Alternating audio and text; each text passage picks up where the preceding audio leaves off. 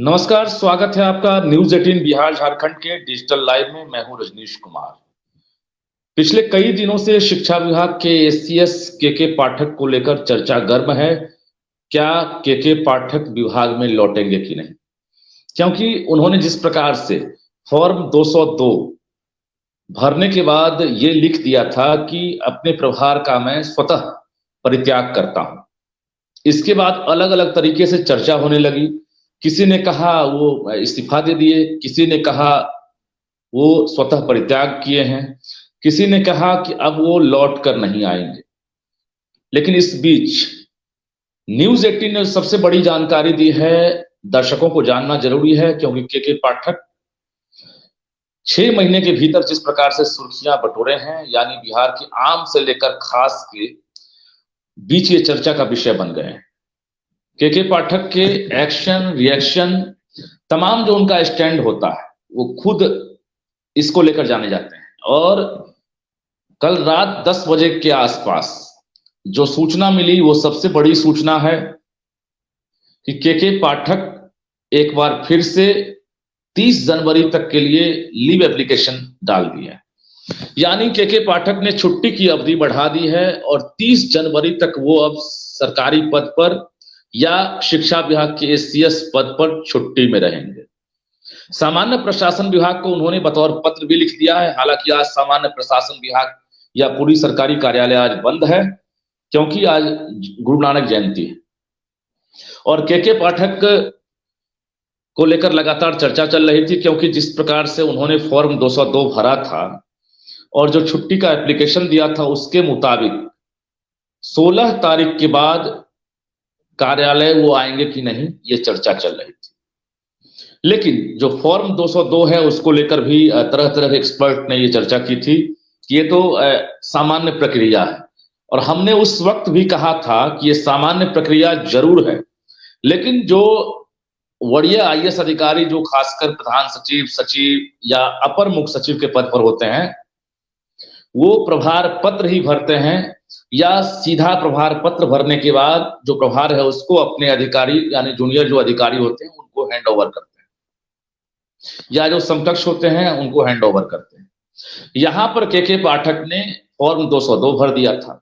हमने उस दिन ये भी कहा था कि 90% जो वरीय अधिकारी, जो आईएएस रैंक के अधिकारी होते हैं, वो फॉर्म 202 जल्दी नहीं भरते हैं, जिसमें ये बात क्लियर हो कि स्वतः प्रभार का परित्याग करता हूं। और के पाठक ने फॉर्म 202 भरा। हमने उस वक्त ये भी कहा था कि के पाठक विभाग के डीजी भी हैं। अगर वो शिक्षा विभाग में फॉर्म 202 भरते हैं परित्याग का, तो विभाग के डीजी पद पर हैं, उसके लिए भी समान जो है, एक तरह से समान जो है नियम लागू होगा, वहां पर भी यही प्रक्रिया होगी। लेकिन विभाग कार्यालय में हमने पता किया के पाठक ने वहां पर कोई फॉर्म नहीं भरा था। बतौर वैद्यनाथ यादव, जो शिक्षा सचिव हैं बिहार के, उन्हें शिक्षा विभाग के एसीएस का भी जिम्मा मिला और विभाग के डीजी का भी प्रभार उनको मिल गया। अब एक जगह फॉर्म 202 भरते हैं, दूसरी जगह जो है सीधी तरह से जो है प्रभार वैद्यनाथ यादव को मिल जाता है। सवाल तो उसी दिन उठने लगा था। कई बिंदु हैं जिस पर हम चर्चा करेंगे कि आखिर के पाठक के मामले में जो प्राइमा फेसी है, जो मोडस ऑपरेंडी है, वो क्या कह रहा था, जिसके आधार पर न्यूज 18 ने ये वास्तविकता से हर किसी को रूबरू कराया था।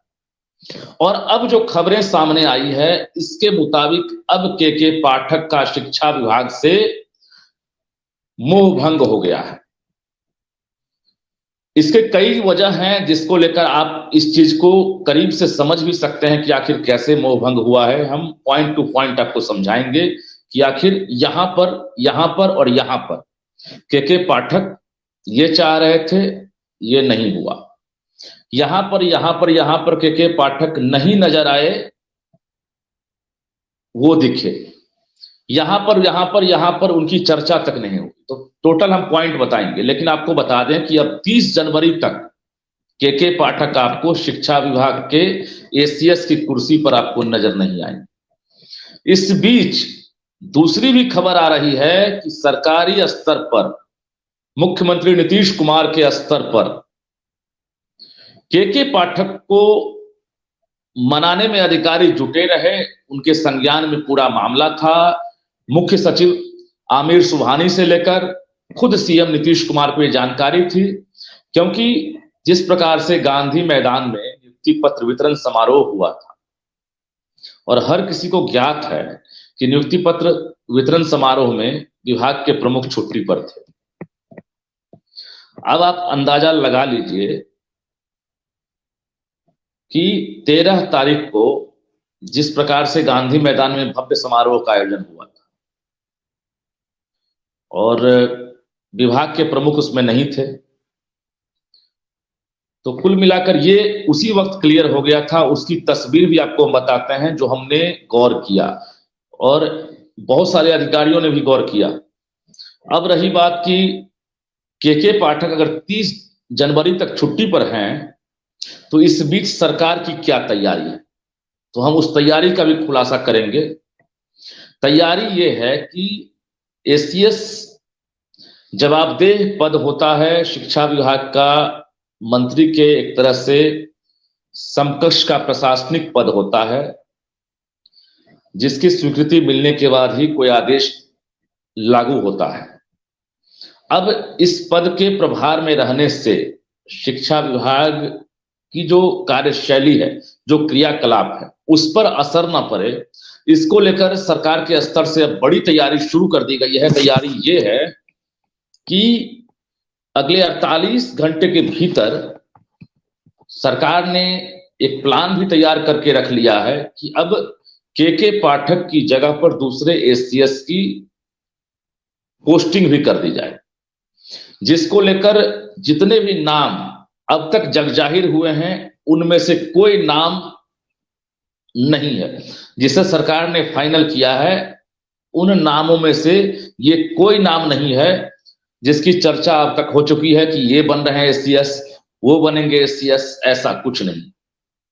जो एसीएस बनेंगे उनका नाम अभी तक जगजाहिर नहीं हुआ है और जब अधिसूचना जारी हो जाएगी फाइनली तब वो नाम आपके सामने होगा। इससे पहले एक जिम्मेदार पत्रकार होने के नाते, जिम्मेदार चैनल के संवाददाता होने के नाते मैं उस नाम को अभी डिस्क्लोज नहीं करूंगा। अधिसूचना जारी होने के बाद आप लोग देखेंगे कि आखिर एसीएस के पद पर कौन अधिकारी आ रहे हैं और उनका भी जो कार्यानुभव है वो काफी लंबा रहा है, काफी शालीन है और अपनी एक उनकी अलग छवि रही है सरकार के लिए, अधिकारियों के बीच और कर्मियों के बीच। तो वैसे अधिकारियों को लाने की तैयारी है।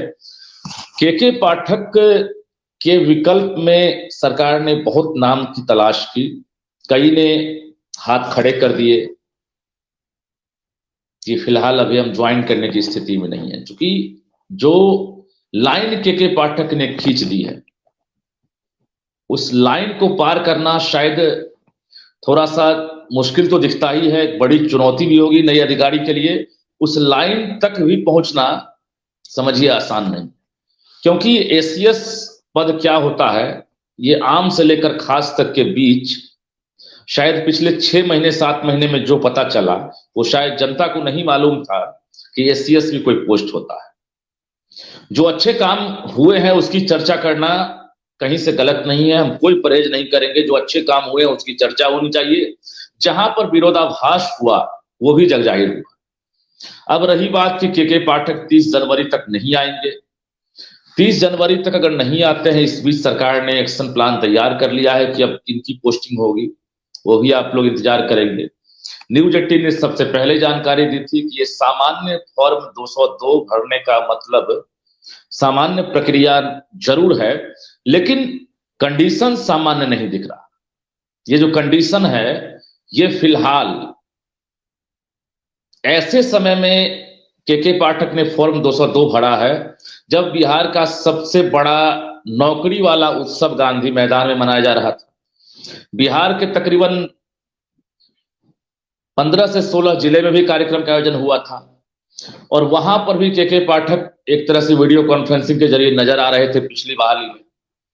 अब रही बात गांधी मैदान में, आप जो चीज नहीं गौर किए होंगे हम उन चीजों पर चर्चा करेंगे कि के पाठक अगर नहीं आए तो सरकार के स्तर से के पाठक को याद रखने के लिए कोई ऐसा काम नहीं किया गया, जिसके बाद ये भी आप अंदाजा लगा सकते थे कि उन्होंने बहाली में इतनी मेहनत की, ट्रांसपेरेंसी के साथ कोशिश किया।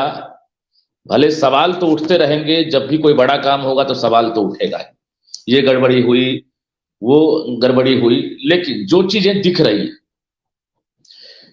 के पाठक पूरे मंच पर नजर नहीं आए, जितने नेताओं के भाषण थे उस भाषण में नहीं सुने गए, यहां तक कि जो बड़े स्क्रीन लगाए गए थे उस स्क्रीन पर जो डॉक्यूमेंट्री तैयार की गई थी, आधे घंटे की डॉक्यूमेंट्री, सफल अभ्यर्थियों के साथ साथ विभाग के अधिकारियों की डॉक्यूमेंट्री, यहां तक कि विभाग के साथ साथ जो निदेशक प्राइमरी हैं, निदेशक सेकेंडरी हैं, इसके साथ साथ कई जिले के डीईओ तक का उसमें वर्जन, जिन्होंने अपना अनुभव बताया कि ये बहाली कैसे कैसे हुई है और कितनी बड़ी बात है।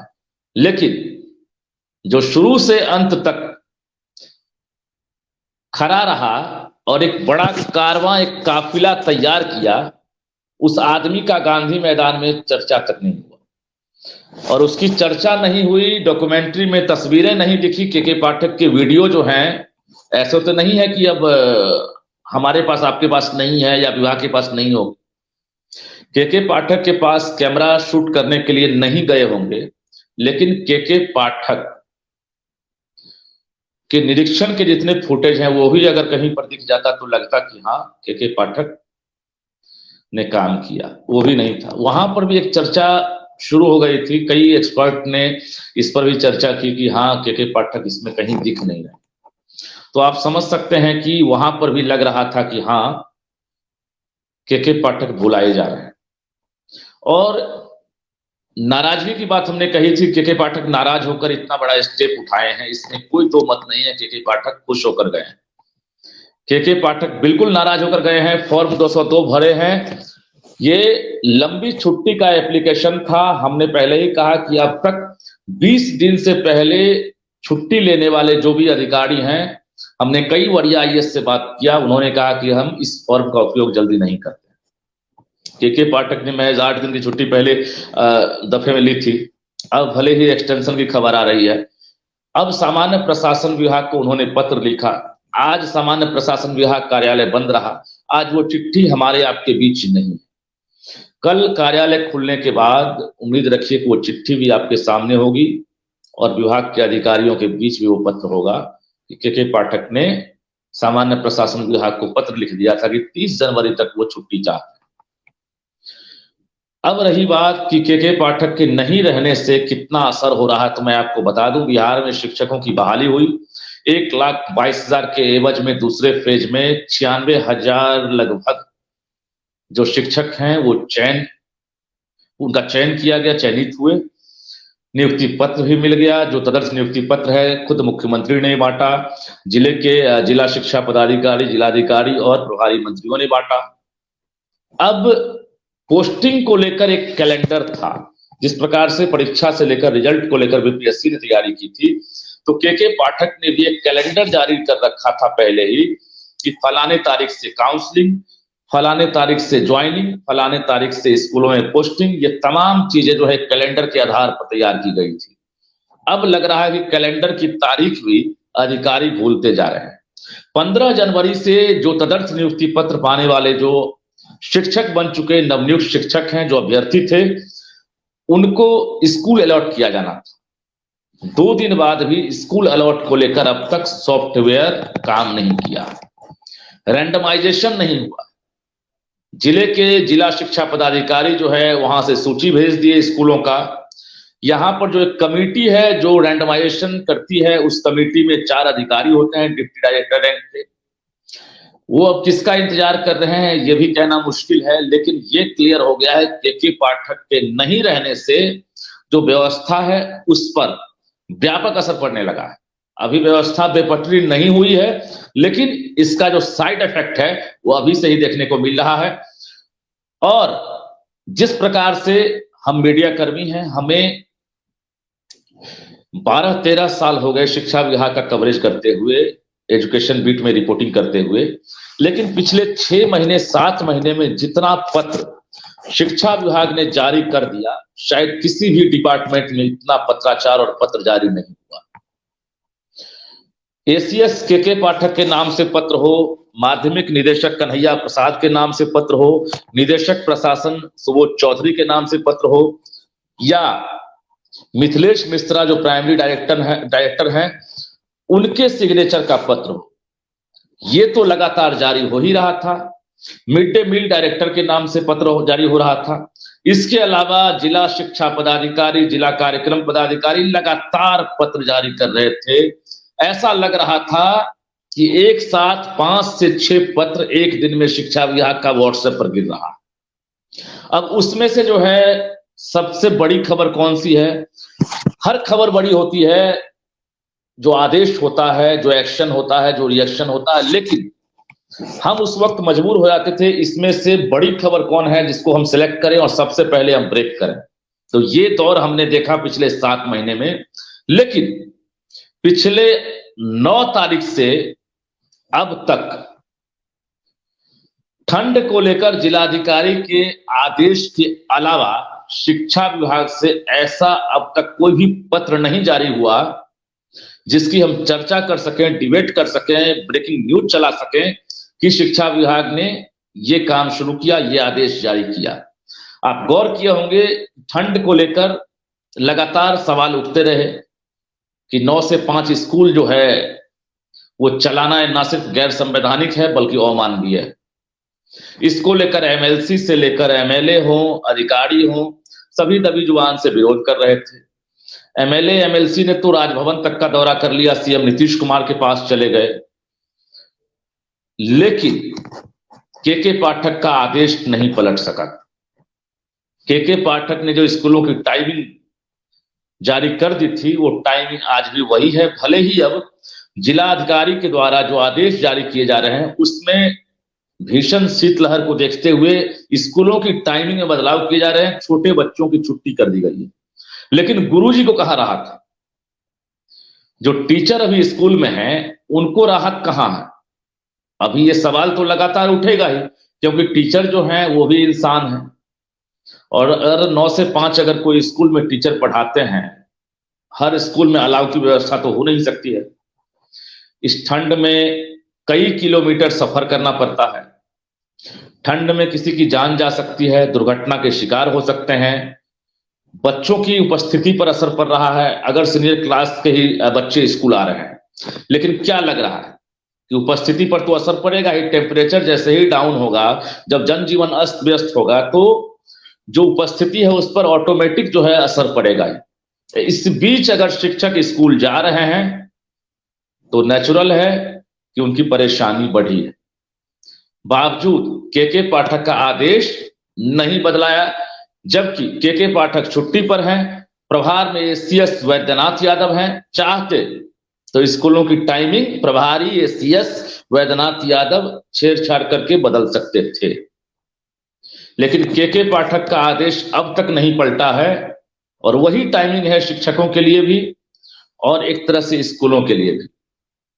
यहां पर सवाल उठा था और ये विरोध का जो है के पाठक के विरोध का सबसे बड़ा कारण बना। के पाठक ने जितना बड़ा बड़ा काम किया, मुझे याद है कि 1 जुलाई से उन्होंने जो जिस प्रकार से सिस्टम को पटरी पर लाने की कवायद की थी और नए नए जो नियम लागू किए गए थे, चाहे वो स्कूलों में निरीक्षण को लेकर हो, उपस्थिति को लेकर हो, ड्रॉप आउट को लेकर हो, उसके साथ साथ पेरेंट्स टीचर मीटिंग को लेकर हो, तमाम चीजों को लेकर एक अलग निगरानी समिति काम करने लगी थी। जिले के अधिकारी रेस लगाने लगे थे कि हमारे जाने से पहले कोई बढ़िया अधिकारी स्कूल में ना पहुंच जाए, इसलिए हम ही पहुंच जाते निरीक्षण करने के लिए। निरीक्षण का सिलसिला लगातार जारी रहा। हालांकि निरीक्षण अब भी हो रहा है।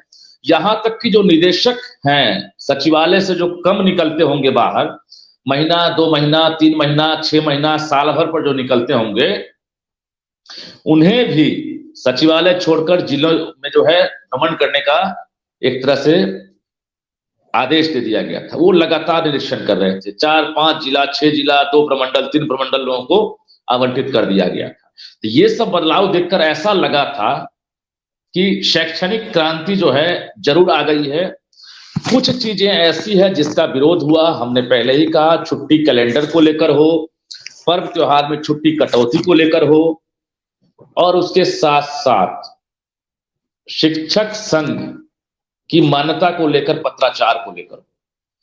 क्योंकि बोलने की आजादी अब तक जो है लगातार सबको मिलती रही है। शिक्षा विभाग के जितने भी फरमान हो, आदेश हो, नियम कानून हो, उसको लेकर शिक्षक संघ खुलकर अब तक बोलता रहा।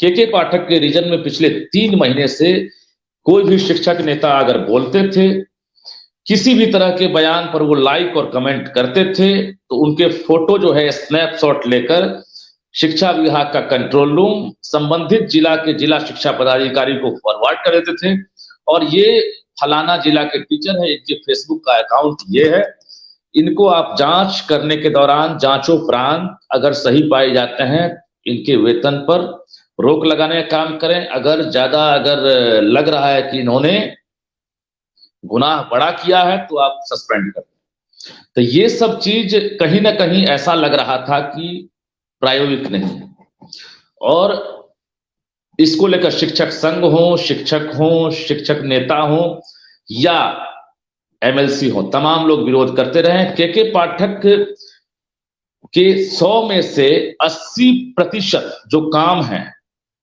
आज भी जनता उस काम को याद करती है और शायद याद करती रहेगी।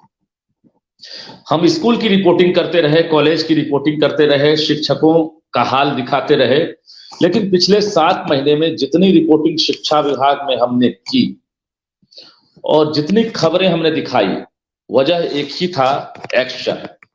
और जितने प्रकार के एक्शन हुए, वास्तव में कौतूहल था, वो ये क्रांति थी और कुछ नहीं। और मैं बता दूं आपको कि बच्चों की उपस्थिति जो है, उस पर कितना असर पड़ा है, ये आप टीचर अगर होंगे, पेरेंट्स अगर होंगे, किसी स्कूल में आप झांक कर देख लिए होंगे कितना असर पड़ा है। चौथी बड़ी, एक तरह से के पाठक की गलती कहिए, के पाठक की कड़ाई कहिए, चौथी बड़ी गलती मेरे हिसाब से ये हुआ कि लगभग 25 लाख जो बिहार के सरकारी स्कूल के बच्चे हैं, उनका नामांकन रद्द कर दिया गया। एक नजरिए से अगर देखेंगे तो ये नामांकन रद्द करने का तरीका और हो सकता था, लेकिन यहां पर मुझे लग रहा है कि यहां पर भी जो बच्चे हैं, उनकी संख्या बहुत ज्यादा हो गई। क्योंकि बिहार में स्कूली बच्चों की संख्या क्या है आपको ही पता है, और अभी जो करंट आंकड़ा है 2 करोड़ के आसपास पहले था, अभी कितना बढ़ा है अभी देखना होगा, लेकिन 2.5 करोड़ के आसपास जो है लगभग स्कूली बच्चों की संख्या। अगर 25 लाख का एडमिशन अगर रद्द हो जाता है,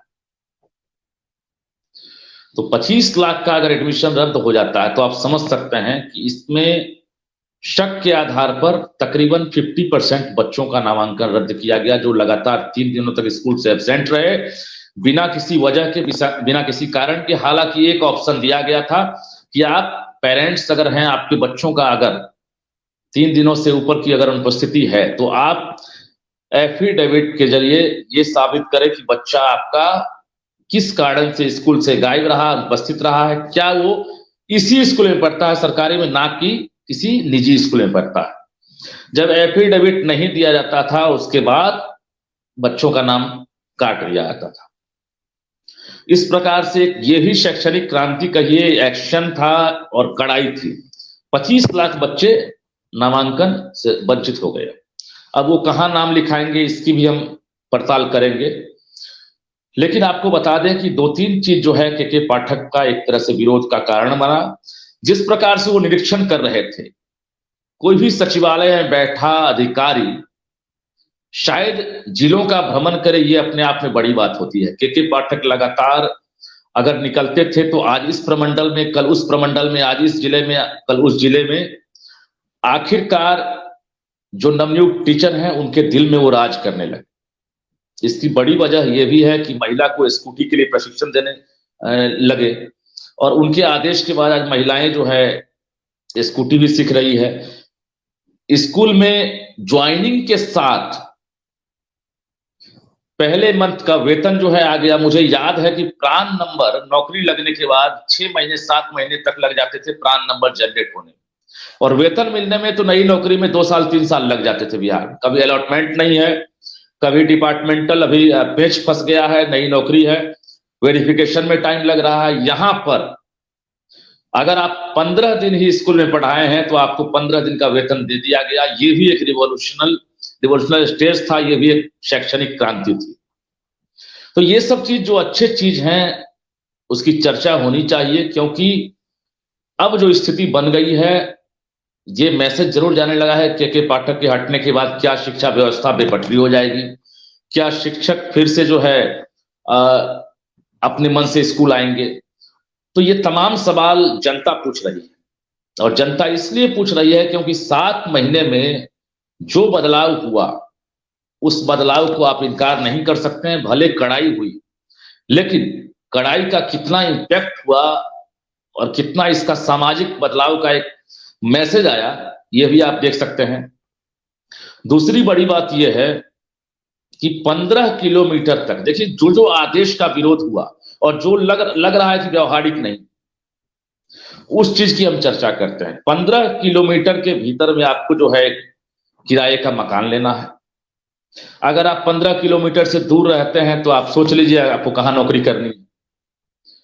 तो 15 किलोमीटर में मान लिए किसी का घर पटना में है, कोई नवनियुक्त टीचर है, पटना के रहने वाले, चाहे वो महिला हो या पुरुष, अगर उनकी पोस्टिंग पटना जिले के बाढ़ में हो गई या बख्तियारपुर में हो गई, बख्तियारपुर पटना से तकरीबन 30 किलोमीटर से 35 किलोमीटर के आसपास हो, अब 25 से जैसे ही कांटा उठा तो 30 किलोमीटर हो गया। तो अब पटना में जिनका आवास है वो पटना से रोज अप डाउन करना कंफर्टेबल समझ रहे हैं, परिवार के साथ बच्चों के साथ रहकर जो है, चाहे वो स्कूल का जो भी टाइम हो, वो चाहते हैं कि हम उस टाइम में हम स्कूल पकड़ लें, बच्चों को समय पर क्लास लें। लेकिन अब यहाँ पर प्रैक्टिकल नहीं दिखा, यहाँ पर व्यवहारिक नहीं दिखा कि अब पटना के रहने वाले अपने परिवार को छोड़कर बाढ़ में बख्तियारपुर में जाकर किराए का मकान लें और वहां से जाकर स्कूल लें। इस चीज का भी एक तरह से समझिए कि विरोध हुआ कि आखिर 15 किलोमीटर बाध्यता क्यों। ये बाध्यता उन्होंने एक पहलू से इसलिए भी दी थी क्योंकि स्कूल में समय पर जो आने का जो एक तरह से आदेश है, शिक्षक टाइम को फॉलो करें, बच्चों की पढ़ाई बाधित ना हो। दोनों चीज है, एक तरह से पढ़ाई बाधित ना हो उन्होंने ये सोचा, दूसरी तरफ ये व्यवहारिक नहीं लगा कि आप टीचर जो हैं वो अगर 15 से 18 किलोमीटर उनका घर है, 20 किलोमीटर घर है, तो वो क्या करेंगे। इन चीजों पर एक तरह से पुनर्मूल्यांकन करने की जरूरत थी। जो आदेश एक बार के पाठक जारी कर देते थे उस पर रिवीजन करने की उनको जरूरत नहीं लगती थी। ये भी एक तरह से समझिए विरोध का कारण बना, विरोध की वजह बनी।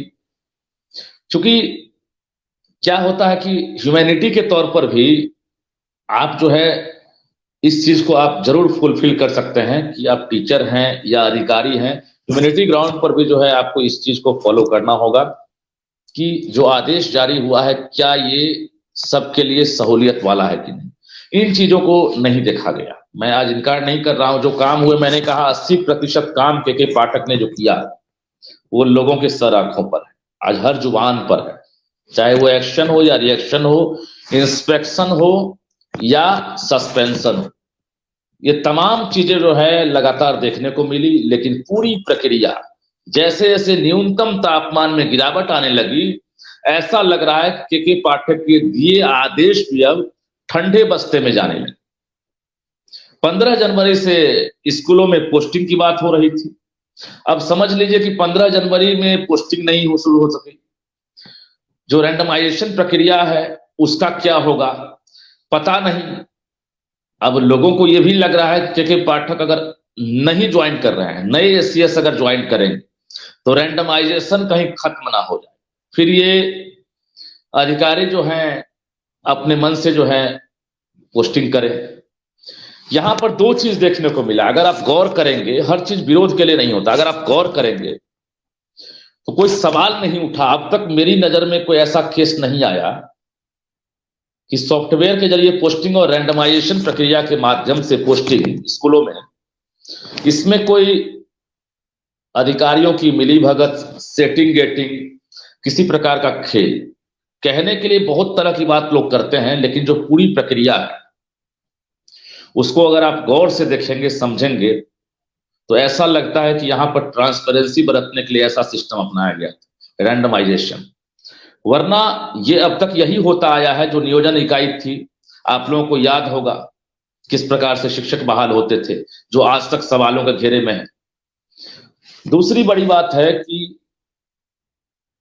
अधिकारियों का भी नहीं चला, चाहे वो जिला शिक्षा पदाधिकारी हो, जिला कार्यक्रम पदाधिकारी हो, डिप्टी डायरेक्टर हो या डायरेक्टर हो, शायद मेरी नजर में उनका भी नहीं चला कि चहेते लोगों की पोस्टिंग वो खुद अपने कलम से या अपने आदेश से वो कर दें।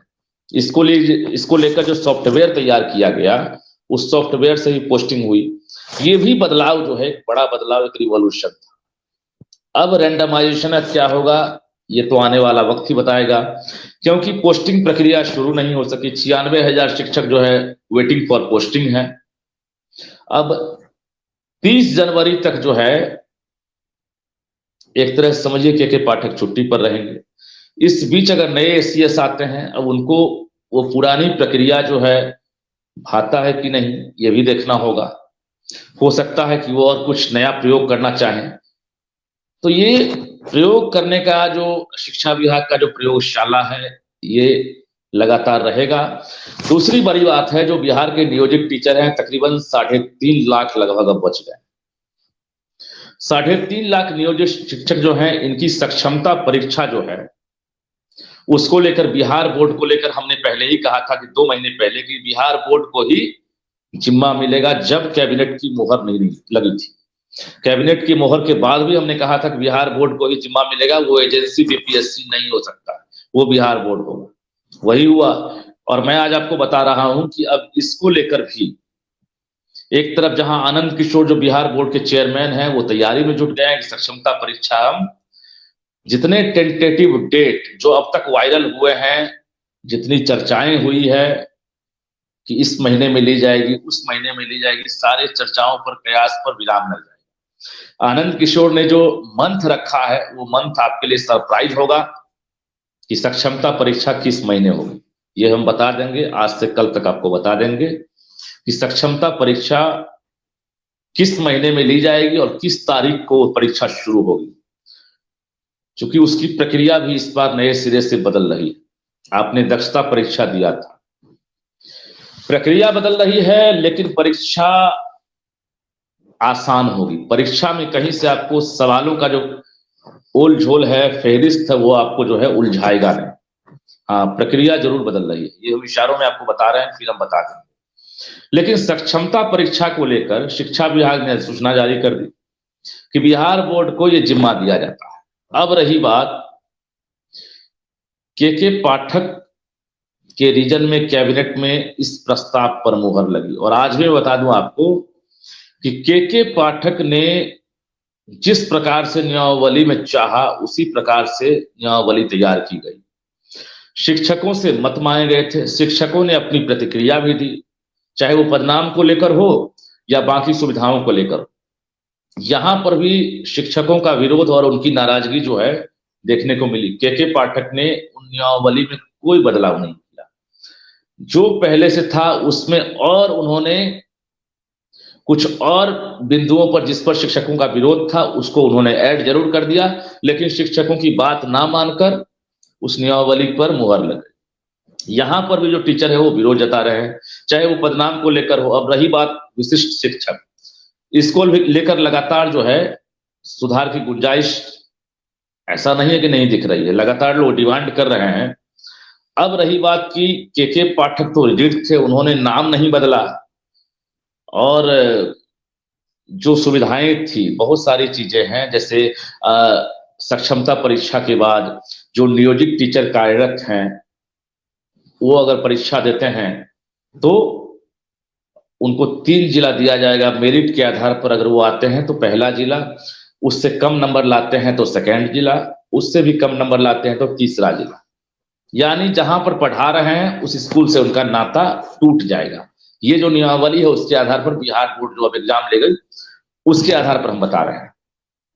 दूसरी बड़ी बात यह है कि सक्षमता परीक्षा कौन देंगे और कौन नहीं देंगे, ये चर्चा लगातार चल रही थी और ये चर्चा कहीं गलत नहीं थी, ये लाजमी भी थी। बीपीएससी से क्वालिफाई और कटअप के आसपास, यानी जो शिक्षक मेरिट में हैं वो भी और जो क्वालिफाई हैं वो भी, उनको सक्षमता परीक्षा से बरी किया जाए।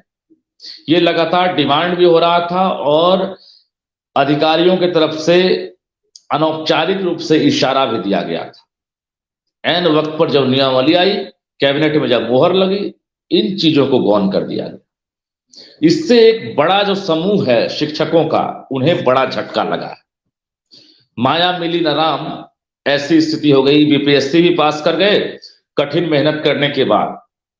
अब जो है, जो गाइडलाइन है उसके मुताबिक अब सक्षमता परीक्षा देने के लिए वो तैयारी में जुट गए हैं, क्योंकि कुछ स्पष्ट तो गाइडलाइन दोबारा जारी हुआ नहीं कि कौन देंगे सक्षमता परीक्षा और कौन नहीं देंगे। ऐसे में जो नियोजित टीचर बीपीएससी क्वालिफाई नहीं किए, जो परीक्षा में नहीं बैठे, जो मेरिट में नहीं आए, वो भी परीक्षा देंगे। जो क्वालिफाई कर गए, जो मेरिट में आ गए और जो परीक्षा में बैठ गए, वो भी परीक्षा देंगे। यहाँ पर जो है एक तरह से कंफ्यूजन है और हम शिक्षा विभाग के तमाम अधिकारियों से अपील कर रहे हैं, इस कंफ्यूजन को आप दूर करें।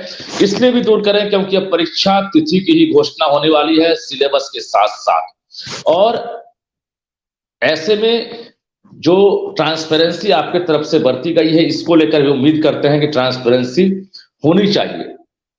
क्योंकि एक परीक्षा देने के बाद राज्य सरकार की एक एजेंसी ने जब परीक्षा ले ली, तो फिर दूसरी एजेंसी जब परीक्षा लेगी तो आप अपनी एजेंसी पर ही अब सवाल खड़ा कर रहे हैं।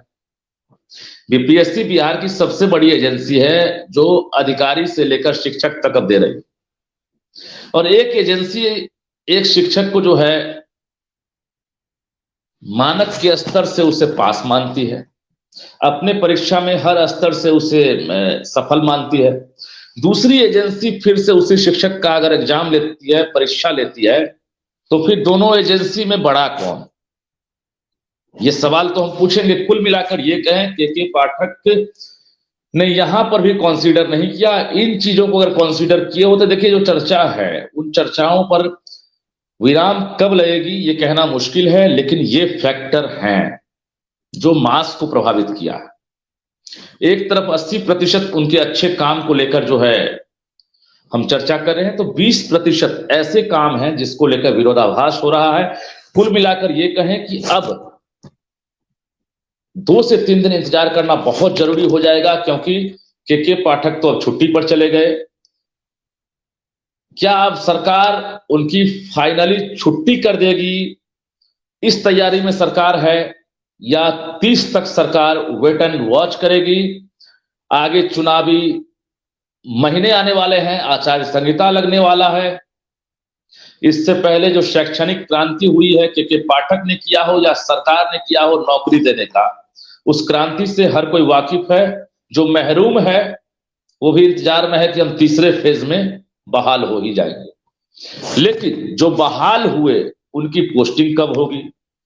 जो परीक्षा पास किए, बीपीएससी मेरिट में आए, वो बीपीएससी वाले ज्वाइन नहीं किए, नियोजित टीचर ही रह गए, क्या वो सक्षमता देंगे? जो क्वालिफाई किए, क्या उन्हें भी सक्षमता देना होगा? क्या 9 से 5 वाला जो टाइमिंग है उसमें बदलाव होगा? क्या दिव्यांगों और महिलाओं को प्रायोरिटी मिलेगी? क्या जो 3 ऑप्शन दिए गए हैं सक्षमता परीक्षा के बाद, ये ऑप्शन फ्री कर दिया जाएगा? ऐच्छिक स्थानांतरण की बात होगी? क्या शिक्षक नेताओं के डिमांड के बाद उन मांगों पर फिर से कंसीडर किया जाएगा? क्या अधिकारी फिर से कैबिनेट में सुधार के साथ नई नियमावली को पेश करेंगे, उसके बाद व्यापक बदलाव होगा? इन तमाम चीजों का इंतजार करना जरूरी है, क्योंकि आचार संहिता से पहले 2 कैबिनेट बाकी है। और हम सरकार से अपील करते हैं कि इन चीजों पर गौर करने की जरूरत है, क्योंकि बड़ा मास प्रभावित हो रहा है, एक बड़ा फैक्टर है जो कुल मिलाकर शिक्षा व्यवस्था को उम्मीद भरी नजरों से देख रहा है। उनकी निगाहें टकटकी उम्मीदों से आपको देख रही है। इसलिए न्यूज 18 ये अपील कर रहा है कि जो गंभीर समस्या है उस पर आप जरूर विचार करें, क्योंकि के पाठक अब 30 तक चले गए छुट्टी पर। नए एसीएस आएंगे, कब आएंगे, कौन आएंगे, ये सब चीज भविष्य के गर्त में है, लेकिन सब कुछ क्लियर होगा 2 से 3 दिनों में। उम्मीद रखिए कुछ ना कुछ चीजें सामने आएंगी और आपका जो सवाल है उसका जवाब भी मिल जाएगा और सवालों का उम्मीद करते हैं हल भी निकलेगा।